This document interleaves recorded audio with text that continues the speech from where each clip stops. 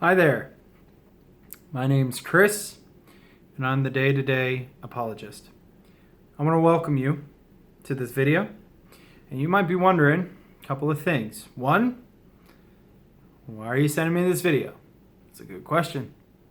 I'll get to that in a minute. Two, what is an apologist? Another good question. An apologist is someone who teaches apologetics. That's great, you're now thinking, but I still don't know what that means. That's a good point. Let me clarify. It's an old word, it's a Greek word. It comes from the word apologia, which means to give a defense. Now, apologetics is something that's practiced throughout every faith or lack of faith. If it's to give a defense, you could be practicing apologetics while talking about why your baseball team's going to be going to the World Series this year because somebody's challenged you with your statement that the so-and-sos are going to the World Series. Well, where do you get that from? So, it's a common thing. That's one.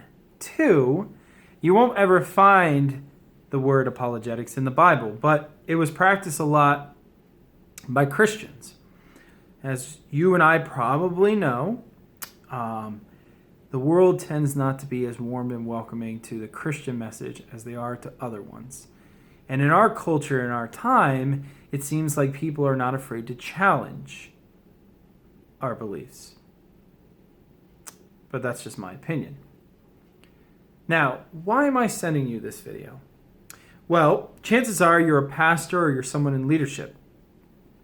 And I want to make a connection with you.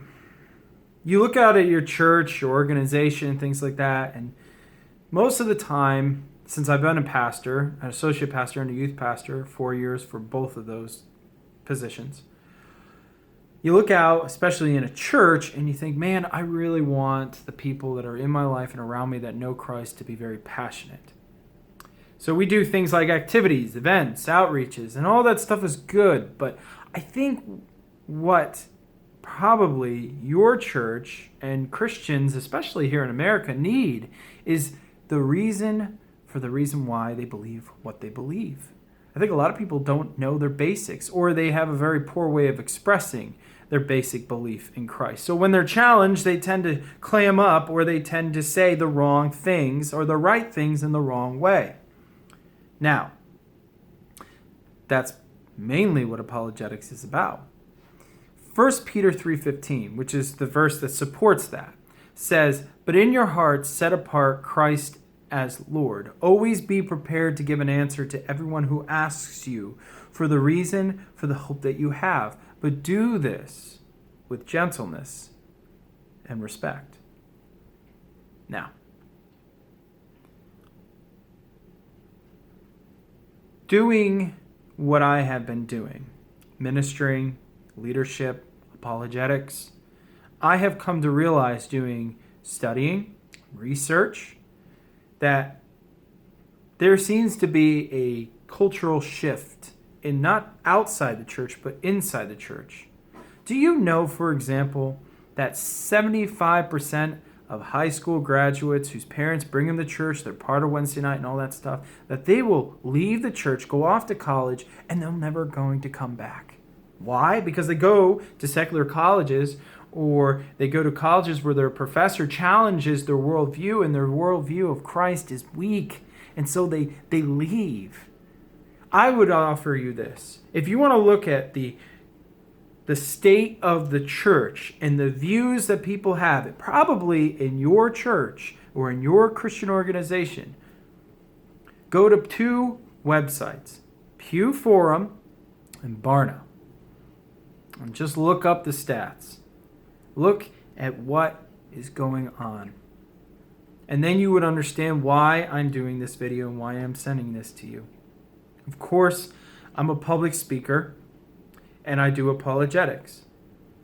But that's not the reason why I want to come and speak at your church. I believe that your church can benefit from learning apologetics, learning how to defend their faith, learning why it's important. What can I do in advance about it? Is there anything I could do in advance to questions that people ask? It's not all on you as the pastor or the leadership of the church to train people up to be disciple makers, to be evangelists, to be missionaries, to be pastors. It takes all of us. And God has called me to be an apologist. It's not something I originally went to college to do, but it's something I realized that needs to happen, and I'm willing, and God's called me to do it.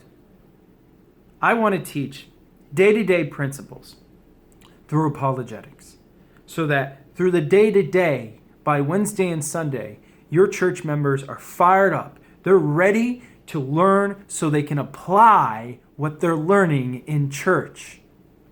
This is not the answer to revival, but I believe it's the path that will set our churches to revival. It's got to start with us. It's got to start within us. That's what I realized. So, as the day-to-day apologist, I'm sending you an invite. If you are interested in having me come and speak at your church, please email me at thedaytodayapologist@gmail.com. Again, that's the day with the number 2 dayapologist@gmail.com. You can also follow me on YouTube. I'm on there. I'm also doing a Bible series called What Jesus Says, where we're going through the gospel accounts and focusing on what Jesus says. So pray about this, think about this. And the last thing that I want to say to you, if you're in a position of leadership, doesn't matter if you're paid or volunteer, thank you for doing what you're doing. I know what it's like to be in the trenches. I know what it's like to sacrificially give. And I know that probably you might be underpaid or underappreciated and don't hear thank you enough. As a minister, I know what that's like. So let's work together. Let's focus on giving the tools and showing the people how to use the tools instead of doing the tools for them and the work for them. God bless you. And I hope you have a great rest of the day. Thanks. Keep running the race.